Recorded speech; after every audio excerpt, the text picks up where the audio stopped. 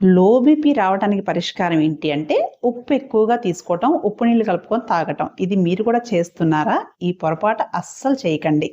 మనకి low BP రావటానికి చాలా కారణాలుంటాయి. కానీ చాలామంది కామన్‌గా చేసేదేంటంటే, ప్రెగ్నెన్సీ వాళ్ళు కూడా బీపీ తక్కువొస్తుంది మేడం అందుకని ఉప్పు నీళ్ళు తాగుతున్నా అని చెప్తున్నారు. యూజువల్‌గా మనకి లో బీపీ అంటే మనం వాటర్ సరిగ్గా తీసుకోకపోవటము, ఫుడ్ ప్రాపర్‌గా తీసుకోకపోవటము, బ్లడ్ తక్కువగా ఉండటము, మనం వీక్‌గా ఉండటము, రకరకాల కారణాలుంటాయి.